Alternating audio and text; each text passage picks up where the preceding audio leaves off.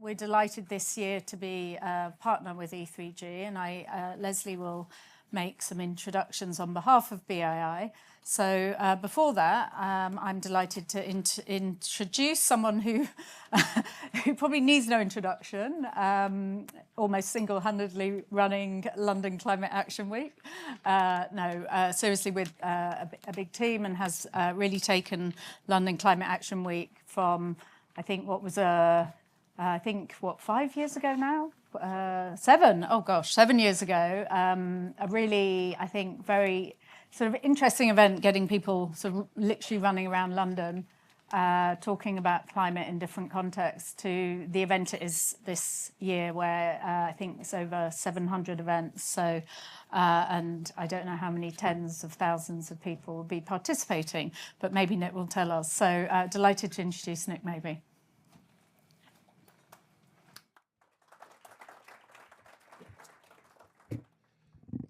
Thanks, Emily, and thank you all for coming on what was a relatively not that last-minute event, but quite lately organised event. But it shows, I must admit, every event at the moment is kind of triple oversubscribed. So at the moment, most of the event organisers are telling us, I hope no one turns up for our event because there's not enough space, which is probably a good sign for the overall festival, if not necessarily for everybody's individual event. And I'd just like to thank Leslie and Emily and BI for partnering with London Climate Action Week this year.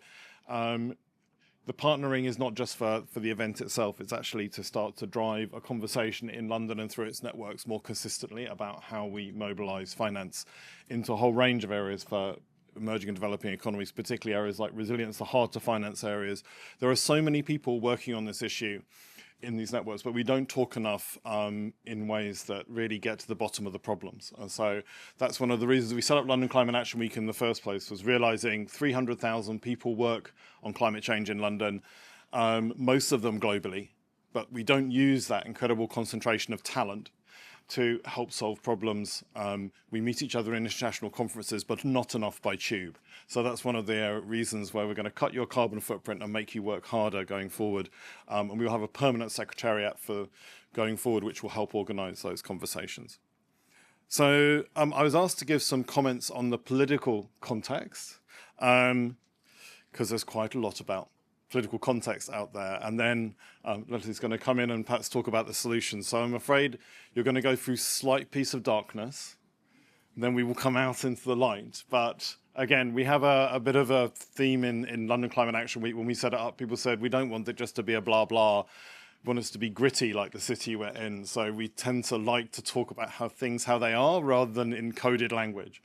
And I'm going to talk about 3 things. I'm going to talk about the change in the overall geopolitics, talk about the change in the macroeconomics, which is driven by that geopolitics, and the change in donor politics, which is also very profound, and how those might affect how we all work in our day-to-day. And then I will pivot to what we might do about it, but I'm sure all the other panels are going to talk about that. So yeah, I will be, unusually for me, actually, more moving to the darkness. So the first one, the geopolitics of multilateralism. We still have multilateralism, and you can see that around London Climate Action Week, but it is a very different multilateralism than it was 12 months ago. And we've spent the last 4 or 5 years driving forward international finance reform with a coalition of developing countries and the West in quite a powerful way, and made a lot of progress. And that coalition is broken now because the US is not in it anymore. And the US was an incredibly important player. Because of all the other things going on, the distraction at leaders level is huge. We're not going to have another Macron finance summit where leaders sit in a room and discuss the finer points of special drawing rights, to the consternation of the IMF in the room that Macron didn't quite get it right. But that was a very powerful moment, and it was very inspiring, and I think it drove a bout of reform which no one at the beginning thought was possible. And certainly the cynics in Washington would say, we're not going to get anything to change. And things did change, and that's very powerful. But now we have a G7 and G20 was how we institutionalized a lot of this, that is not mentioning climate change when it talks about wildfires. We have a World Bank and IMF where the US is still engaged, but we don't quite know what that means in terms of their ability to drive forward. Certainly the leadership seems keen to drive forward, but what can we do?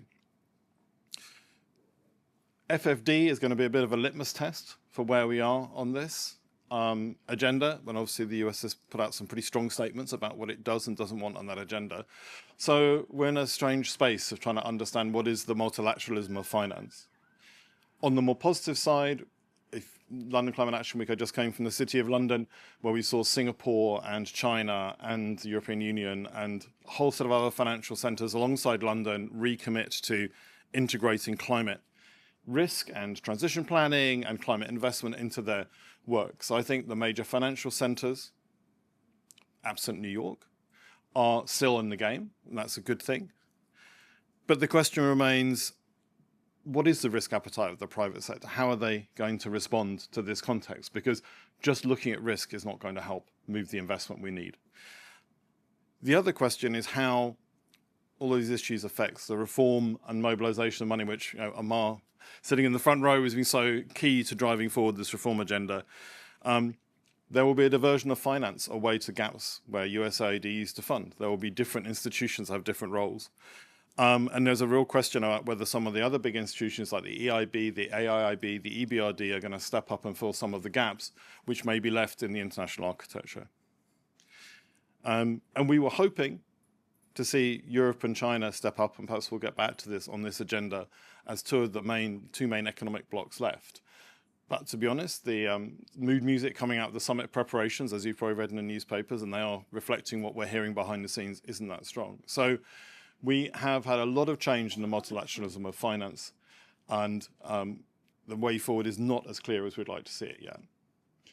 But that also affects the macroeconomics, and it's very simple. The on-off tariff wars have created huge economic uncertainty. If you look at the economic uncertainty graphs, they are off the scale pretty much. And so investors are holding back. They're holding back from investment everywhere. Now that's counteracted a bit by Europe and China putting in what aren't called stimulus packages, but are quite large packages of investment, particularly in Germany, the UK, China. But again, we haven't really got a problem driving investment in Europe and China. They're 70% of global clean investment. The problem we have is getting into other places in the world. So with stronger macroeconomic headwinds, what is the role of public financial institutions and the broader regulatory environment for shaping investment? We thought we were trying to grow against some headwinds, and now we've got stronger headwinds. And I think we've got to recognise that this is not the same macroeconomic environment and won't be for 4 or 5 years. That risk is not going to come out of the system.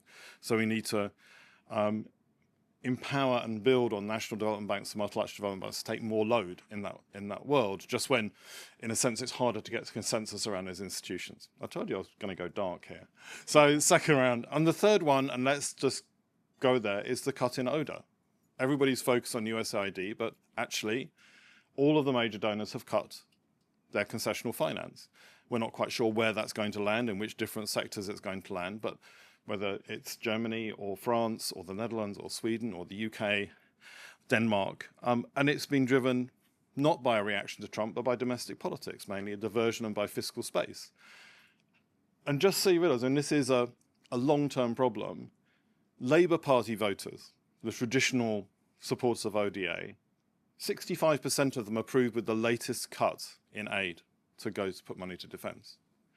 That I was pretty surprised by, and that shows where the publics are in donor countries. However, they will also say they want to see investment in vaccination and health and humanitarian and climate in other countries, but just not quite now, but in the future. So we've got an issue with the publics on concessional financing to move forward.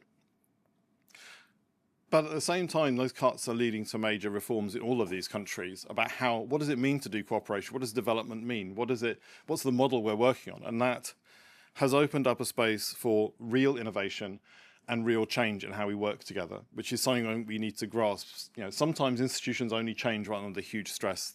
These are under huge stress, the Foreign Office in Germany and elsewhere.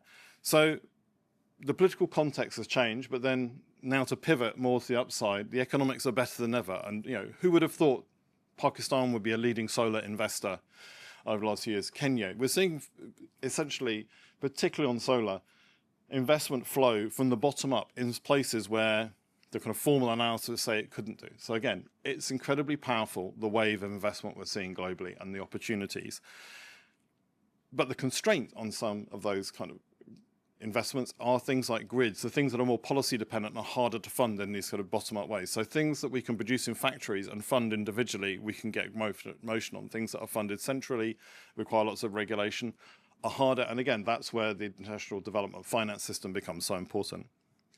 But I think the number one thing we need to look at that is we mustn't fall into a defensive retreat. And I am seeing in institutions that we should bide our time, defend, don't talk about it, go on defensive. I think that would be a massive mistake, because we need to keep momentum up just to keep standing still. Because of the headwinds, we need to keep going. And I think the first message has got to be from here is we need to keep momentum up. We need to send a signal on that momentum to the private sector and to politicians and to the public. And that's one of the things we're trying to get out of London Climate Action Week, is that sense of momentum and the realization that we haven't got the luxury of biding our time, because that is actually shifting backwards. And the good thing is there is a common interest in major economies in keeping up momentum, because I don't know if you know, last year 25% of European growth and 25% of Chinese growth came from the clean economy, and quite a lot of that was exports. So we have a self-interested motivation, we have an economic motivation in terms of manufacturing and cost. The question is, what can we do about it? And it's not just enough to talk about cooperation. We say, yes, we should cooperate together to do this. What are the practical ways of doing it? And this is where I will finish on some actual things to do. Firstly, the Baku to Berlin roadmap is our new lodestar for actually creating a joint agenda. We need a joint agenda for practical steps to make 1.3 trillion or whatever, how much we can get moving, going. And so let's use that opportunity. Let's make the process work.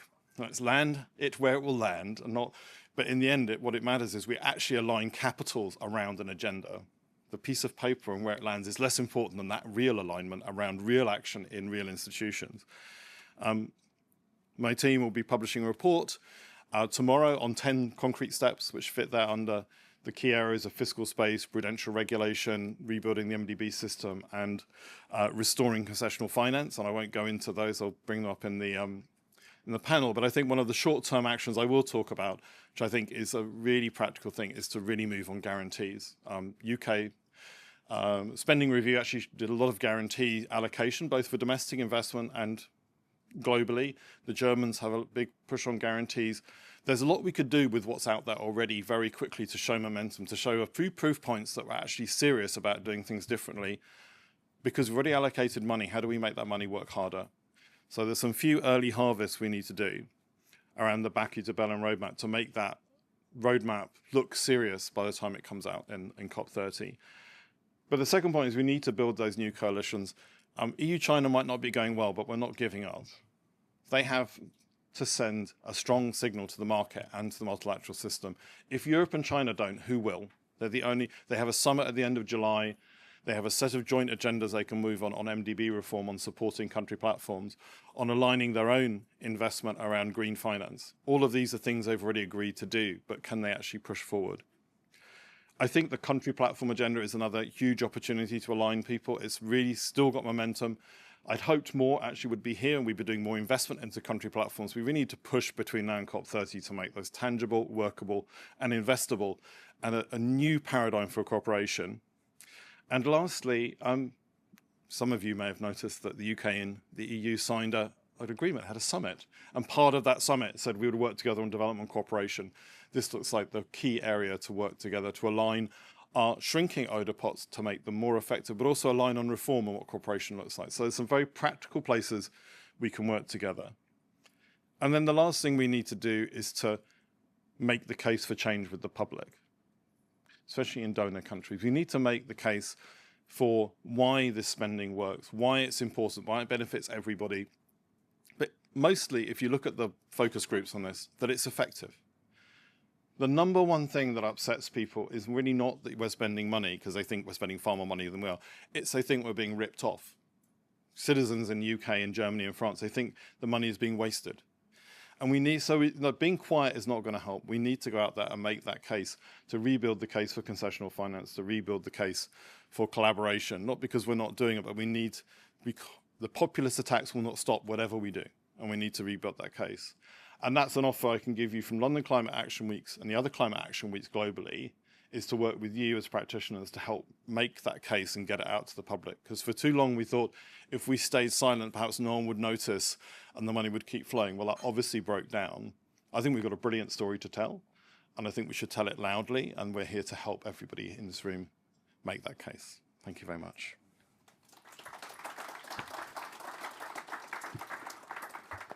So I think Nick has to run to, I don't know, number X event today. So, but he said any questions? He'd take a couple of questions before he leaves, if anyone had any burning questions. Not feeling too depressed by... Yeah, Ed, please. Thank you, Nick, for that fantastic presentation, speech. Ed Davey, WRI. 2 questions for you. The first is, what would success look like to you at the end of this week of London Climate Action Week? What are your hopes and dreams? And the second is, what do you think the UK should do for the Seville conference coming up? I think I'll answer the first one so I don't get murdered by my team by answering the second one without having read their paper carefully enough. By the end of this week, I think we want to have convinced the press in particular and politicians that the world is not pulling back from financial reform, and that actually most financial centres in the world are moving forward, because we're a financial centre, that's something we can do right now. I would like to have Westminster meet the clean economy by turning up the MPs, and we're trying to get MPs into meetings to actually realise that this is a huge and vibrant space, and media editors from all the international papers. So again, I've been in rooms where people are saying there is a backlash and a rollback by all business, which is just not true. But we need to make them taste and feel the economy. If we come out and people realise that this is a vibrant space, and if we can leave coming out of here and we've built some communities around nature finance, resilience finance, around mobilisation of people who should be working together but weren't working together, which we continue through the year using the power of this space, this unique place, London, to help drive through our global networks, I would be ecstatic. Thanks very much, Nick. Real food for thought. Michael Mills from what's now Desnes Days in your days. I'm sorry to focus on such a point of detail, but that's the way we financiers work. But think about guarantees. It's music to my ears about guarantees and SR announcements. So yes, great. We've been trying to push that for a while. The issue we have, and I guess it's more of a comment than a question, but see what you think, is that until you actually draw on a guarantee, it's not ODA, and we've got our ODA targets. So that is the thing. I mean, we will work with our team to really try and push that, because they are so efficient. Thank you. Sometimes my team get bored with this. I say accountants rule the world, because I've seen in every financial conversation I end up with someone telling me about a definition of either it's ODA or public debt or CDEL, and that's the killer issue. And I think that's, again, why we need to go back to some of the regulatory issues, which I know we'll be discussing this week and part of the Baku de Belém roadmap. We should not be saying that definitions are getting in the way of doing the right thing. And I think that is, we too often just, as like when you talk to Office of National Statistics in this country, they go, no, they shouldn't be. They're much more flexible. There's a conversation there we need to have, because you're right. Guarantees need to be available to be counted, and counted when they're used. But of course, the other one, and it's true for the guarantees applied, for example, to UK insulation, an area we also work on as well as developing countries, we need to get the money out of the door. And I think that has been a problem. We've been happy with the announcements and not looked to the machinery for delivery. And that's very much on my mind as the area coming out of this, to make sure we use the guarantees as aggressively as we possibly can. And that's perhaps a conversation we could start after this week to make sure, because across Europe, there are a lot of guarantees not being used, which are lying on balance sheets. And there's a question, how could we do that sensibly, responsibly, prudentially, but effectively in the short term? Thanks. I think one last question here, if that's okay, from Joe. Thanks for your remarks. Jay Coe from Lightsmith and the Global Adaptation Resilience Investment Working Group, Gary. I'm just wondering if you think that there's maybe more potential now for the adaptation resilience part of the climate action piece to kind of move forward. It seems to be a little bit less politically sensitive in the United States, because it's sort of the reality. And if we're going to deploy, I don't know, $500 billion of AI data centers or $1 trillion worth of data centers are all going to need power lines that shouldn't light on fire and kill lots of people. And so I just wonder now if you think that this is finally the moment that adaptation finance can kind of move forward, because I think there's going to be a lot of headwinds on the mitigation side of things. Yes, but not for that reason. I do think one of the biggest own goals being made by the US administration is a kind of quasi-abolishing FEMA, because every politician knows that large disasters on your watch are the things that get you diselected, including blackouts, and saying it's just the state's fault and not the federal fault just seems risky, bold, as we would say, courageous minister, as you would say in Whitehall.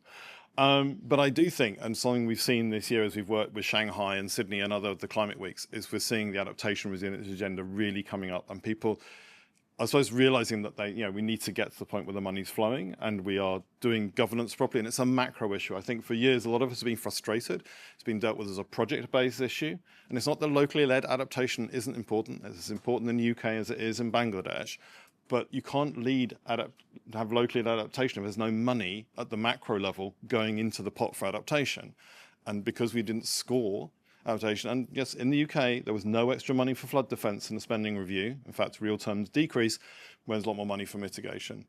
So we've got some work to do here on our budgeting. But I do think that if my bet is by the end of the year, we will have a fundamentally different approach and different set of coalitions on adaptation resilience we started at the beginning. And I think it's incredibly important and hopeful. And necessary. Thanks, Nick. No. I was going to invite Leslie to, and again, I think probably for most people here needs no introduction. Leslie Maasdorp, BII's CEO. Thank you very much, all of you, for making time to come to BII. Welcome to BII offices, and thanks, Mark. Thank you to Mark in his absence to make some provocative remarks and then leave, which is a good way for me to segue into some of the points that he has indeed made. Let me start by saying that Climate Week in London is a very pivotal moment in 2025, because I think it certainly has the potential to elevate London as really, when I say London, I mean the city of London, I mean the sort of all the institutions that make up the fabric of the city, elevated to the center of the climate narrative globally. But before I make a couple of remarks, let me just say that it's good to have all of you in the room. I see many faces here who I know work for institutions who are partners of BII. I also see thought leaders here, people who have, 10 years ago already framed the relationship between climate and development. Amar Bhattacharya here, together with Nick Stern, framed a lot of that nexus between climate and development and why it's so important. And I also want to recognize Ivan in terms of the leadership that Brazil has played in the G20 to take this agenda forward. I'd like to start on one of the points that Mark has made, which is around, are we on the defensive? I would strongly assert that indeed there is a degree to which we are on the defensive. By that I mean there's been a major shock to the system, a major shock to the climate movement. We have to acknowledge it as such. There is a need to reframe the overarching narrative, to redefine the narrative so that it is more consistent with the immediate political and economic priorities and concerns of the public and the citizens. It's pretty scary what Mark has said, that today 65% of the supporters of the party in power in the UK support the cuts and the move to 0.3. I guess the point I'm making is that the climate narrative has to be made harmonious with the new economic and political realities that we face. We do not live in a 0.3 world today because climate is no longer a priority here in the UK. You would have seen the Prime Minister attended COP last year. You would have seen from all the public pronouncement, whether it's Ed Miliband, the Secretary of State for Energy, Baroness Chapman, the Minister for Development, the Foreign Secretary, everyone talks about how climate remains central to the political agenda of the UK in terms of its role globally. So the key point to make is that the UK want to continue to play a strong leadership role in climate, and that gives us as BII kind of wings, because we are the leading provider of climate finance on behalf of the UK government. What I meant by the changing of the narrative here, it's about making sure that the narrative speaks to people. To talk about 2050 and the promises of a better life in the future is one thing, but to relate the climate agenda to the agenda of clean air is much more immediate. To relate it to people's concerns about high energy bills, we need to infuse those elements within this new narrative. And the issue of defense is very critical. We're not positing the climate agenda agenda or the development agenda as, competing with defense. The new reality is that governments need more money to spend on defense, and that is why we live in a more constrained fiscal space. The question, though, is will we return to a 0.7 world? I mean, I recently expressed an opinion, or I wrote an opinion piece suggesting that we are indeed, as David Lammy said, maybe entering kind of a post-aid world. What that means is that we've fundamentally moved away from the consensus that existed pretty much since 1970, when the Pearson report suggested and came up with this, at the time was seen as an achievable but ambitious target of 0.7% of gross national income. And as you know, that is no longer the consensus. Here in the UK, we've moved from 0.7 to 0.5 and now at 0.3. Will we ever return back to 0.7? It's very difficult to say, but highly unlikely. The more I interact with other leaders of the DFI, certainly in Europe as well as in the US, it's very clear that the external circumstances with regards to the fiscal space of countries have changed quite fundamentally. The second reason why I would believe we are in a bit of in a defensive mode is because multilateralism is under attack. There's no way we can solve these challenges that are transnational in character unless we work and defend these multilateral institutions. MDBs, the United Nations, all of the multilateral institutions really form the heartbeat of making the system work. So multilateralism is on the attack. We have to be on the defensive. So I guess what I'm saying is that the system as we know it, the foundations have been shaken, and we now need to identify the principles of the way we're going to rewire the new development finance system. And I don't think it's going to take, London Action Climate Week. It's going to take a while, probably, the next few years to rebuild consensus around what the future holds in terms of the climate development sort of relationship.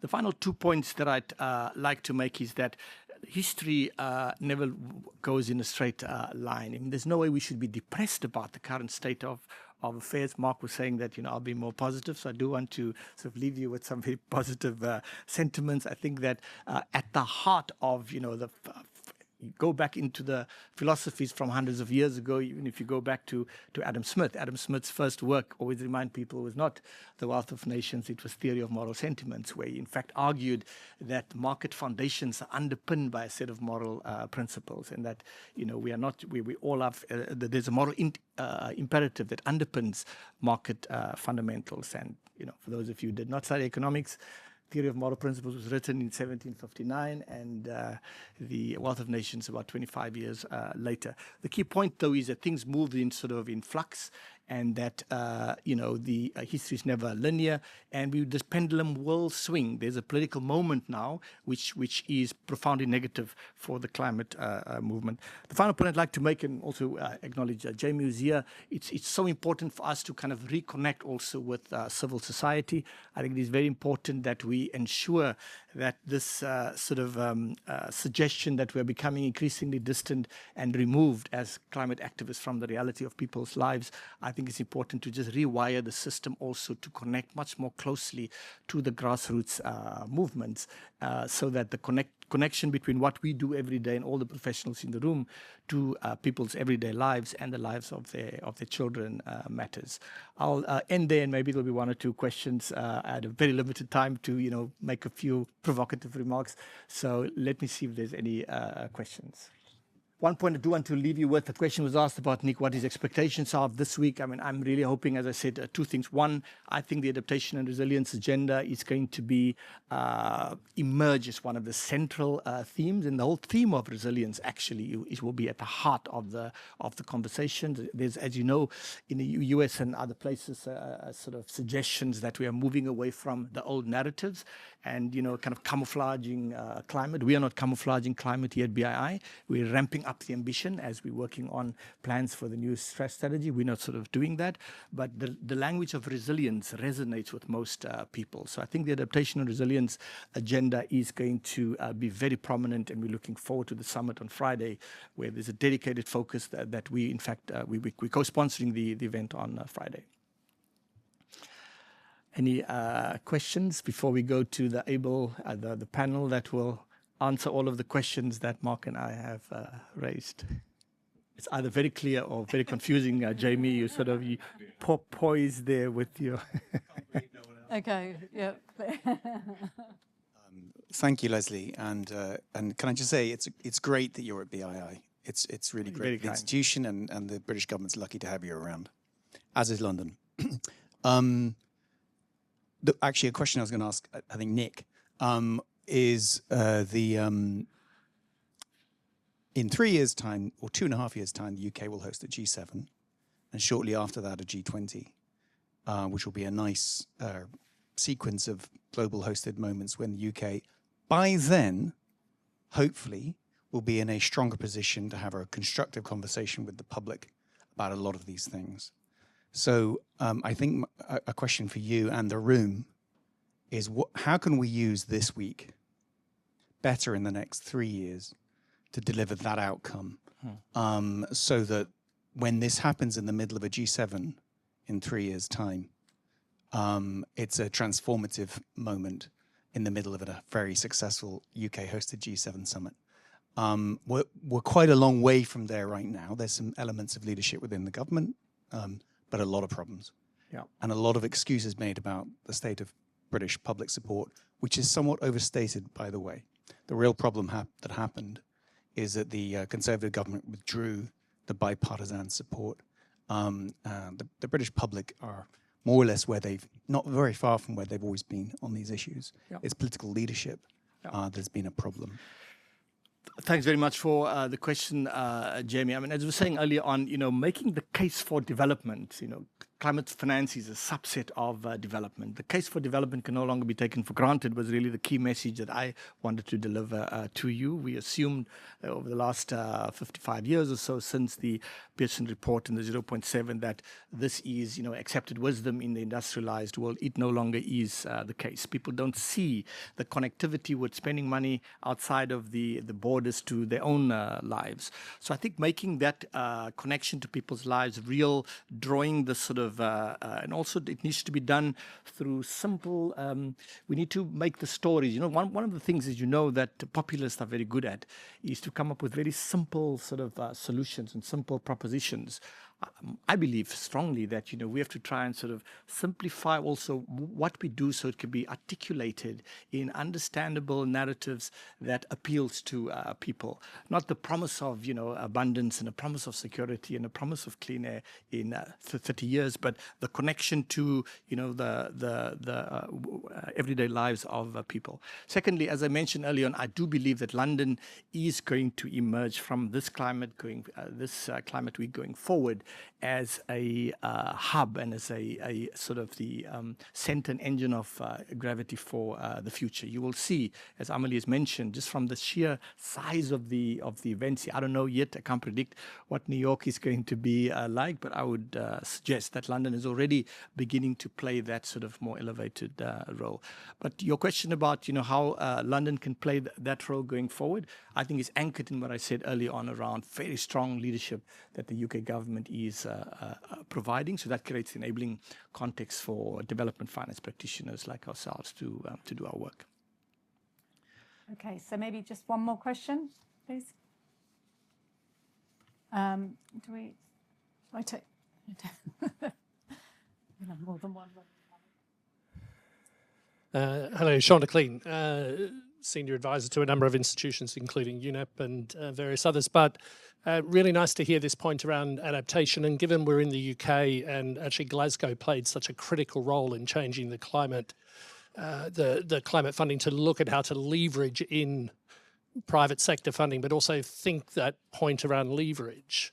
It's going to require some real innovation, talking to the Middle East, talking to China, talking to Brazil, players like that who are looking to make investments into parts of the world like Africa. Yeah. This is not going to happen in a traditional just guarantee, increasing guarantee modality sense. It's going to require real, do you think it's going to require real innovation of the instruments that we have at hand? You're absolutely right. And also just to draw this very directly to what BII does day to day.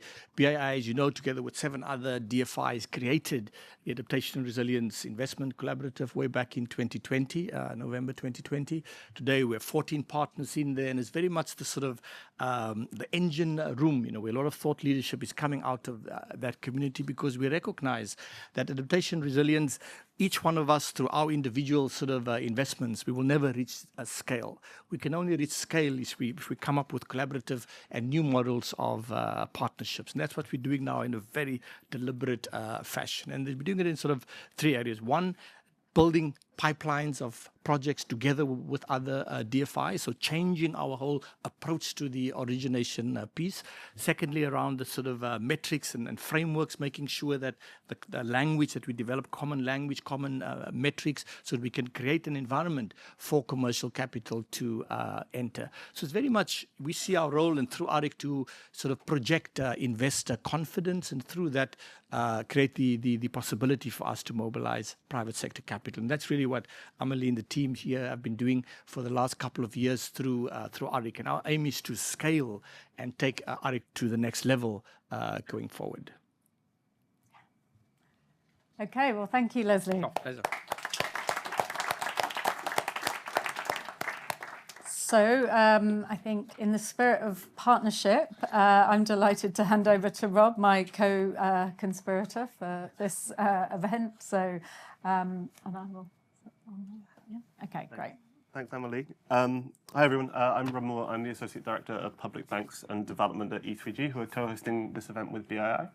I'll just take you through how we're going to run the rest of the event. So we'll have a first panel now that's focused on how we improve coordination in delivery of climate finance, both at political level and also at a practitioner level, and we've got some great panelists on both.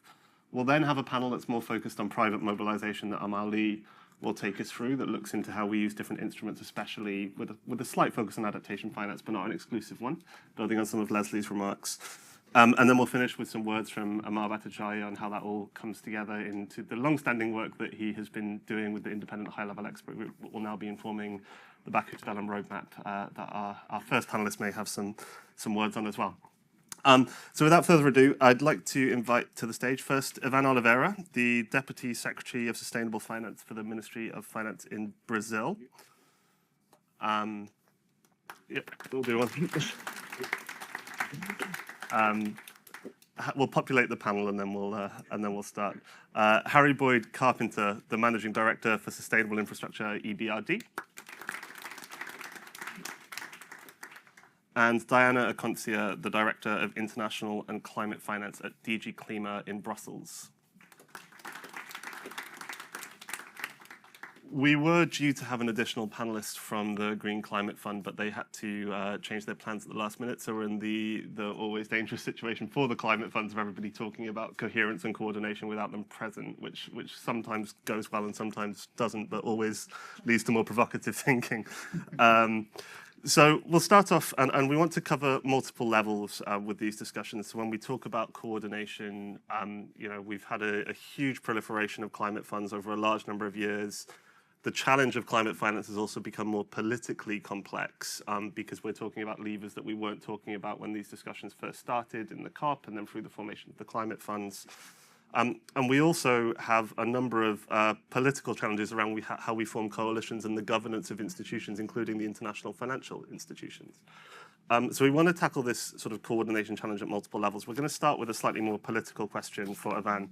So you've got the sort of dubious challenge of working with finance ministries across the world to try and pull, in a very difficult political environment, something together ahead of COP30 that can set out, here's a vision for how we can reach the mobilisation challenge in emerging markets and developing economies.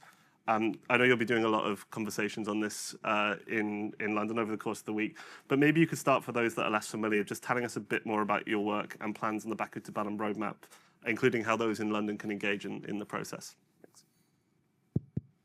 Thank you very much. Great to see so many friends here in this room that are part of this endeavor. In fact, I'd say at least since last year in our G20 presidency. And I'll try to really show you how coherent the process is, and somehow really based on a lot of the work that people like Amar and LCAW are doing for some time now, really bringing a very robust, Barbara and some others that are in this field for many years now. And what we have created, and it was essentially a call from the president of COP, Ambassador Correa do Lago, to our minister, trying to bring ministers of finance closer to the COP agenda. we cover that. Essentially, part of my team is always in the COP meetings, the long two weeks of negotiations, but we are just essentially in an advisory role to the Minister of Foreign Affairs and the Minister of Environment that are leading the negotiations. But definitely, we're talking about finance, and finance is there for some time now, at least since Dubai, maybe even before Glasgow, finance was the key point. My dear friend here with us too.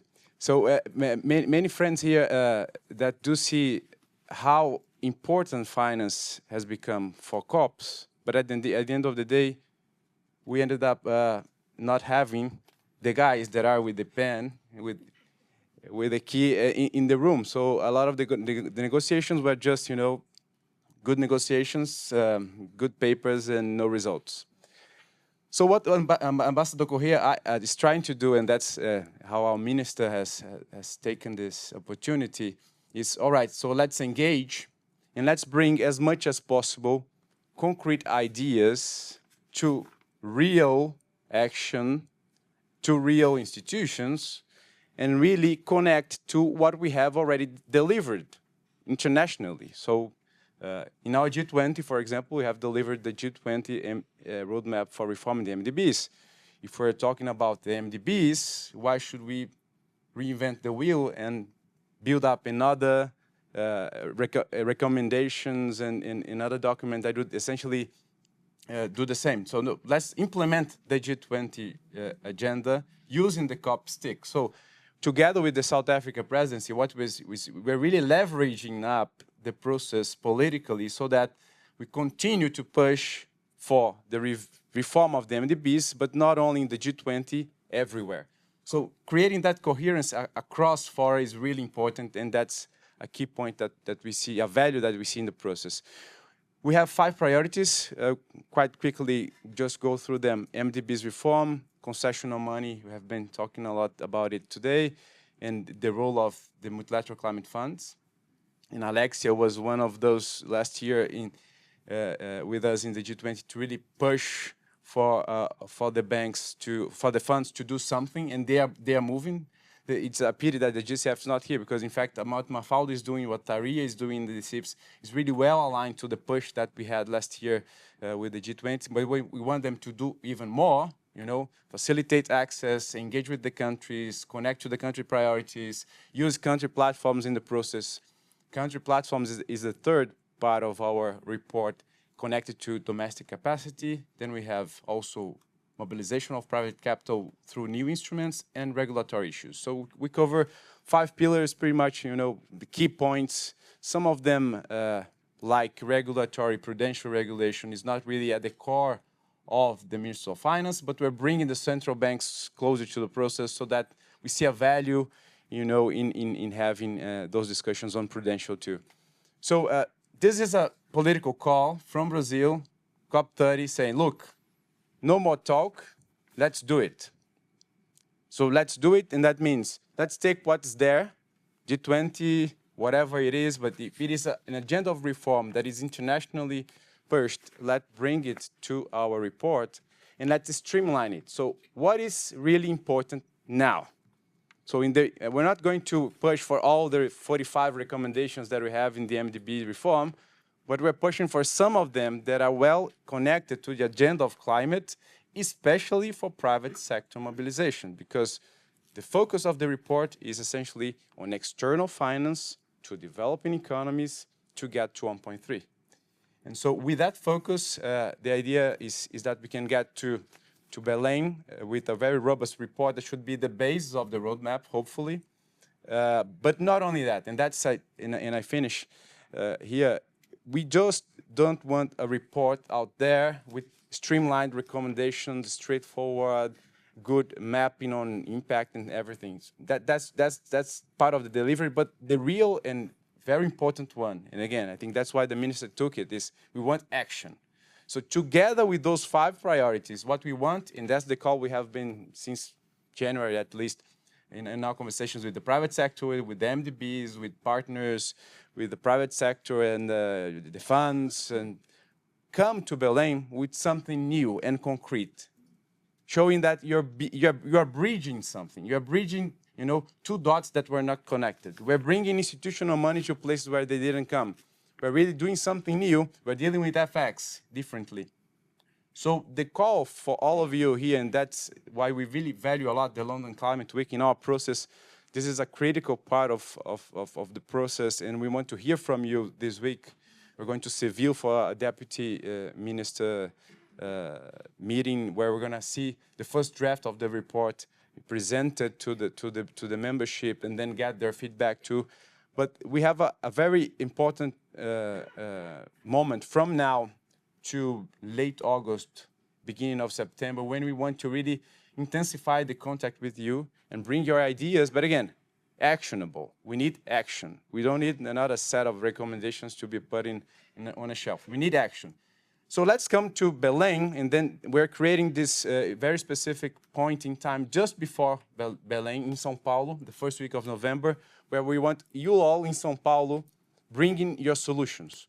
So the idea is that we're going to have probably on November the 7th in São Paulo, a meeting where the private sector, the key banks, the insurers, MDBs, the funds, they're going to bring their solutions that will be connected to the report, because if the GCF comes with 10 new country platforms, maybe just similar to the ones that we have been implementing in Brazil, that's something.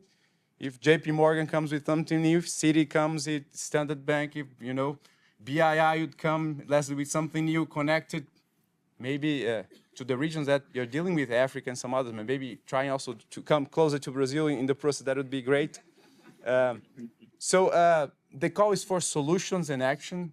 We have the report as part of it. Hopefully it will be the basis of the roadmap.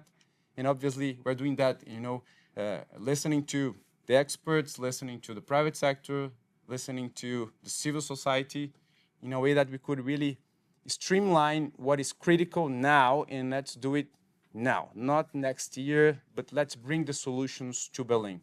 And that's the call, and that's how we see the circle being, you know, delivered this year. Obviously, there's an implementation agenda next year, probably. So we need to talk to Australia, whoever would come just after Brazil.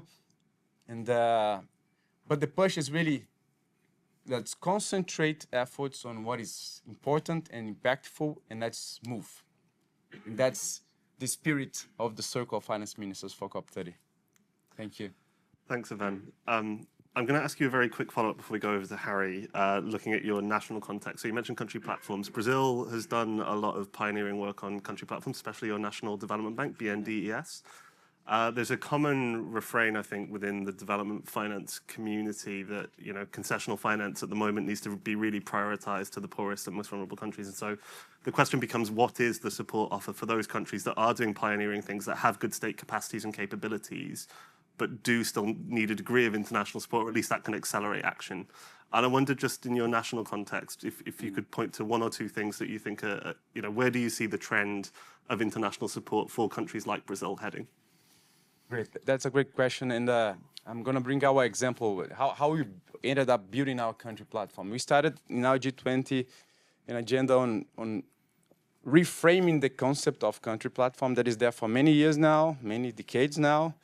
And all right, so what would be the key principles to really have a country platform? Why should we have a country platform? That was the question me and my team asking. So what is the point?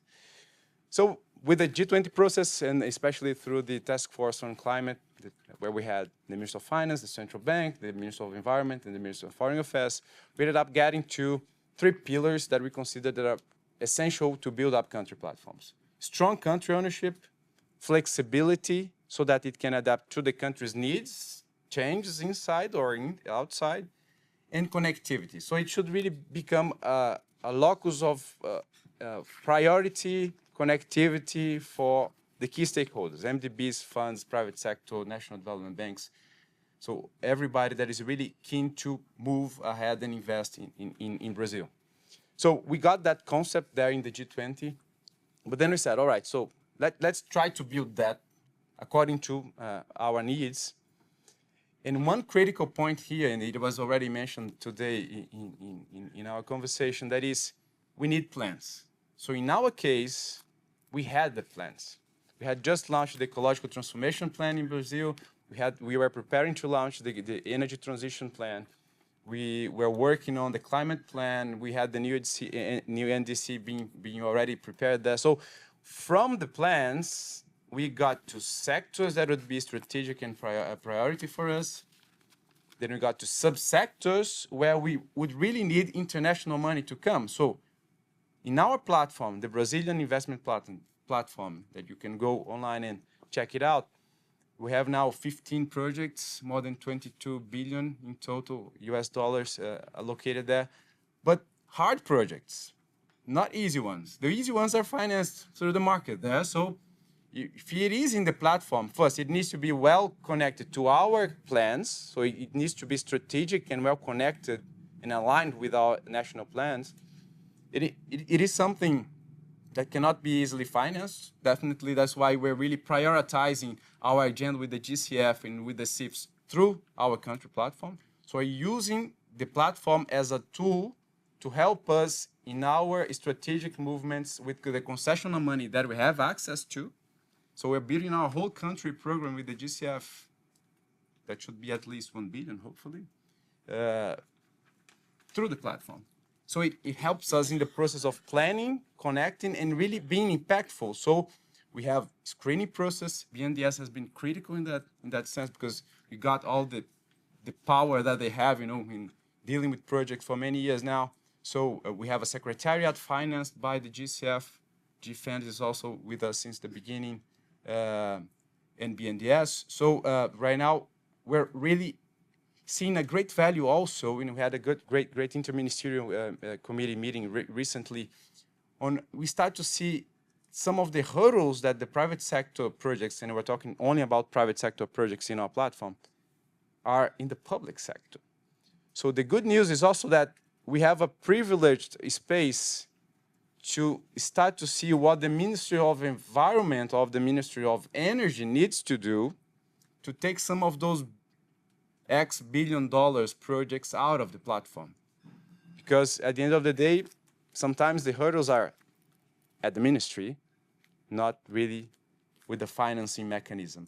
So there is a whole agenda on how effective the platform should be. But in our case, the way we're building it, it's been not only important to prioritize, so you now can see 15 projects in energy, industry, mobility, nature-based solutions, bioeconomy in Brazil that are entrenched in our agenda strategically, where we're going to really put a lot of efforts to finance them. But also, it ends up being quite important for the government because it is helping us out in the process of planning. Yeah, brilliant. Thank you, Ivan. So we're going to go over to Harry for a moment, and I'm going to ask one more question that includes a reference to country platforms, and then we'll try not to mention them again for the sake of 2025. So EBRD has done a lot of work on country platforms, and that's sort of really put you at the heart of some of those, or at least deep discussions with governments around their planning processes. So you have Egypt, North Macedonia, Turkey. How are you, just building on some of Ivan's comments, looking to build that work out this year, and where do you see the sort of pathway forward, and how do you see it as a way of enhancing donor coordination in country also? Well, thanks a lot, Rob, and thank you to you and to BII for the invitation. I must say it's really, really nice to be able to cycle to a climate conference as opposed to after last 4 years. And on country platforms, well, I used to run our climate team for the last 4 years, and I must admit there was a point in which I felt that if I got $1 for every time I was asked about a country platform, I'd have had enough donor money to solve the problem on its own. But to say a few words about country platforms, as you mentioned, I mean, we've supported governments to develop free, and I always use that formulation. We have supported governments, right? We don't do country platforms. We certainly don't lead country platforms. As Ivan said, the only way a country platform works is if it's country-led. But we've supported free governments. We've supported Egypt with the nexus of water, food, and energy. We've supported them on the energy pillar. We supported North Macedonia for the Just Energy Transition Investment Platform. That investment is important because we didn't want to use the JETP acronym. And then we've also supported Turkey with the Turkish Industrial Decarbonization Investment Platform, and we have a couple more coming. In terms of what have we done so far? Okay, Turkey, too early to say. It was only launched actually shortly after Baku last year. But so far so good, but too early to say very much about it. North Macedonia, it's moving. We've started doing some credit lines using CTF funding, and we've also done some support for the grid, which is the critical thing now for the energy transition. You know, the generation side is not solved, but it's by far and away the easiest bit. The grid is fundamental, and we've been able to start supporting the country with a grid development.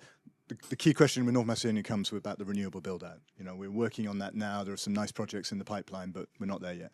And in Egypt, which was the first one we supported the government with, and which is the most advanced, okay, I mean, nothing's perfect, but this one is doing reasonably well. We targeted 10 gigawatts of new renewables and 5 gigawatts of gas closing by about 2028, 2029.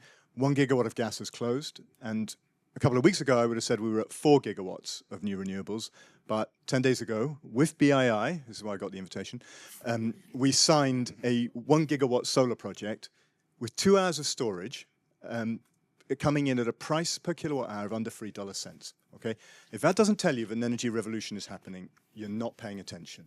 That is a game-changing project, and the exciting thing about Egypt is that there's more to come, and the momentum is there. What have we learned, and then how do we take that forward? One thing is we really believe in country platforms. Okay, I made a slightly sort of facetious, ironic comment at the beginning about the number of times people talk about them, but we're always bumping up against this fundamental problem. You know, we all talk about 2.4 trillion, thanks to Amar and Vera and Nick and the team behind them. We talk about 2.4 trillion as the 2030 finance needs. We did some work at EBRD to work out what is that, you know, scale to our region, and we got to about $500 billion a year. EBRD does about 15, 16 billion euros. Okay, I'm messing with euros and dollars, but at the scale, it doesn't really matter. And we mobilize about €1 billion of donor finance. In other words, we are way off in terms of public money, and we always will be. The only scalable, only tappable volume that can meet that demand is private sector. And how do you stimulate the private sector? You can't do it with B loans from MDBs. You can't do it by sort of crowding in, you know, your own, you know, hey, look at me, I put 100 million and I managed to persuade somebody to come with 20 as an impact investor. You have to change the system. I mean, the phrase I use internally is that we have to talk about multiples mobilization, not fractions. And if you look at the MDB system, I'm sorry, but we collectively are still stuck in fractions, not multiples. So country platforms are a route to doing that, because country platforms say, get everybody in a room, and how do you change the system? How do you carry different motivations? So for all the frustrations, for all the difficulties, I really believe in them, and we really believe in them as a tool. And then the second key thing I would say about them is you have to have a really strong narrative for the country about where to do it. And that is seldom about the Paris Agreement. It is seldom about climate change. Much more powerful arguments are about energy security, energy affordability, foreign direct investment, stability of energy prices. In the case of both Turkey and North Macedonia, huge drivers for them are exposure to the CBAM. You know? So you have to have a really strong commercial, economic narrative behind the country platform. If you have those ingredients, and above all you have country leadership, then I think you can really make it. And then, you know, in terms of where we're taking it, we are systematically screening all the countries we work in and looking for those ingredients. Where do we have country ownership and country ambition? And where do we have a really strong economic and commercial narrative? I'm not going to say where we found that, because, you know, that sets me up for failure. And as you know, MDBs never fail. It's all the shareholders' fault. But you know, we have a couple of candidates, is all I'll say. I thought it was the GCF's fault. Well, it's always easy to blame GCF. GCF just blamed its shareholders. It's all the shareholders. Thanks, Harry. And just before we move on to Dan, just very quickly, because we're running a little bit behind, but you also have, zooming out from the country context, you're also going through the update to your green economic transition strategy for the first time in a good few years. Quite a lot has changed, both politically and in your operating environment, and you have seen some of these trends towards the private sector. You have your largest shareholder is getting a lot of attention in the World Bank at the moment, but perhaps not. I'm not going to ask you to talk about that here. But could you maybe just say a few words around what to expect from that strategy, what the key things that you're thinking about are? And I think you alluded to some of them already in your answer, but sort of really where you're seeing the role of the MDBs evolve over the next couple of years. Sure. So yeah, I mean, this year we will publish, and we will ask for public comment, by the way, and we hope E3G for sure is being consulted, but everybody in this room is very welcome to comment. But in the course of this year, we'll publish a new green, we call it green economy transition strategy. Which we do every 5 years. Yes, in many ways, the enabling environment has changed. The shareholder the disposition of shareholders has shifted. But the laws of physics haven't changed. The laws of commerce, the laws of economics haven't changed. And I think we've always had a green economy strategy rooted in the immediate interest of our countries of operation. And actually, what is the immediate interest of a country's operation? It is take advantage of this unbelievable green revolution, take advantage of solar power at night for under $3. It is take advantage of these extraordinary new industries. You know, there are industries of vast scale, you know, coming up. Okay, some of them are already located, particularly in China, but you know, nobody dominates heat pump manufacture yet, for example. That's going to be a massive industry, a massive business. You know, so take advantage of those opportunities and be resilient to the impacts of climate change. These things are, you know, this is happening. I mean, it's a bit too hot in London already, and that's a microcosm, as people in this room, Amelie in particular, know. You know, so those imperatives remain. I mean, where will that take us? I think it is of course subject to what the shareholders are saying, and we have an ongoing dialogue. But I would anticipate two themes. One is a focus on aggregate mobilization, and in particular, indirect mobilization. In other words, looking and saying the ultimate goal of EBRD and other development banks is to catalyze as high a level as possible of good economic activity, good economic investment. And as I said before, it has to be multiples, not fractions. And that does take you to what we call indirect mobilization. And there's a very important challenge for people in the room, and thank you particularly Barbara, of legitimizing and helping everybody think through indirect mobilization, because it's both the most important form of mobilization and the hardest to prove. So that will be one thing. I think we will have a very strong focus of that, and you might even see quite a big number, depending on what the shareholders think. And the second thing we will focus on is systemic change. I have to say, every 5 years when we do the strategy, we always say the same thing. We always talk about systemic change. Nobody's found the riddle to it, but that is what we have to focus on. I mean, you know, it's always a bit embarrassing being English and you bring a football metaphor, but the metaphor I use with my team is, you know, our job is not to score another goal, it's to change the rules of the game. And I think we will try and articulate that again and talk about how we try to create the environment where, you know, things happen organically without needing an MDB to prompt them, without necessarily even needing an MDB to finance them.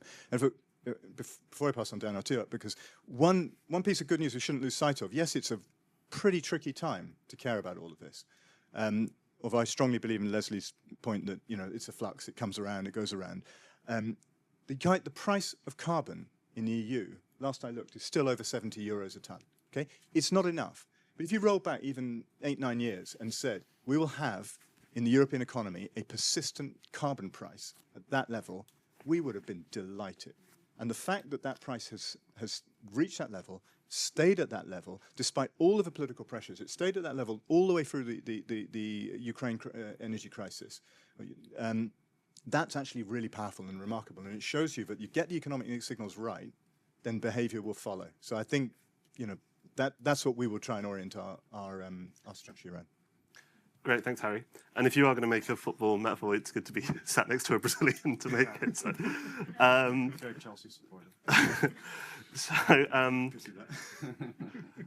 But I think you also teed down up a little bit with talking about some of those really big opportunities, and Nick talked about it before in his opening remarks as well, around, you know, we do need to build a case for mutual benefit in development finance to retain that political support.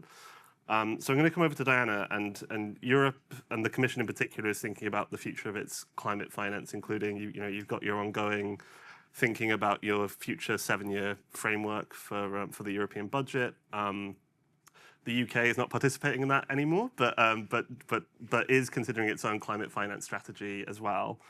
So it'd be great to hear a little bit more around how you see as the challenge is for coordination within Europe and what the direction of travel is, because there's also the sort of donor side of this equation and how people are speaking to each other, and there's been a lot of work on Team Europe in that regard to try and to get the member states to speak to each other and co-strategize.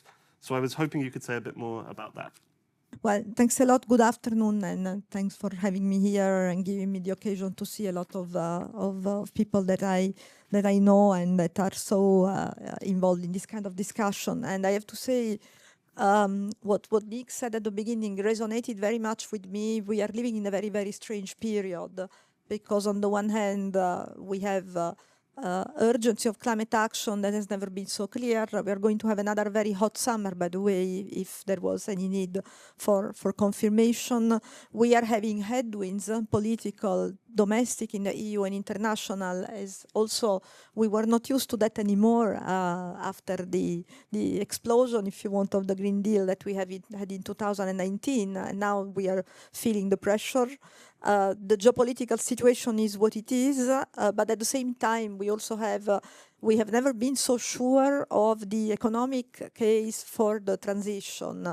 A couple of weeks ago, there was this report from OECD which is showing that having ambitious NDC is not going to have any negative consequences on the economy, on basically all the economies, and this is without counting the savings of preventing the worst impacts of climate change.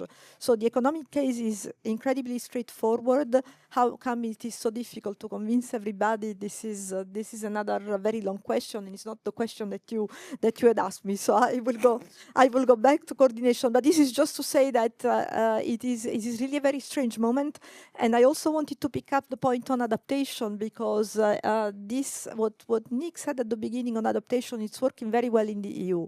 I think you're going to hear a lot on adaptation in the European Union in the coming months and weeks, because we are preparing the first European climate adaptation plan. And I hope that from there, another basis to talk to our partners on adaptation is also coming up, because like the Clean Industrial Deal is the business case for developing industry in the European Union, but at the same time, what we will develop in the European Union will also have a big repercussion outside the EU. If we create lead market for green products, we hope that others can follow. We would like to do the same for adaptation. European industry will also have to develop solutions for adaptation, and we hope that that will be the basis also to speak with our partners on this. But on the coordination and what we are doing on the European budget, I think the effort of coordination within the EU in the last, I would say, 7 or 8 years. I'm trying to remember when is the first time that we started talking about Team Europe. I was EU ambassador to Ghana at the time, I think, so it's like 7 or 8 years ago. And I think it is a work in progress, but it is working better. The synergies that I see with the different European financial institutions, I think it has improved a lot. It is still work in progress because I think, like everywhere in the world, there are difficulties coordinating between the different parts of the different governments and across the different governments and with the European Union. So there is a level of complexity. But I think that the direction of travel is very clear. I want to make an example. At COP27, we launched the Team Europe initiative on adaptation in Africa. At the time, it was about $1 billion that we were putting together from different sources, the European Union, the member states, the banks.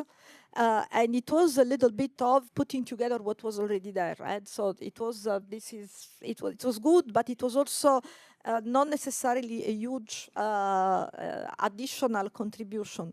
But this initiative has become a catalyzer for finance.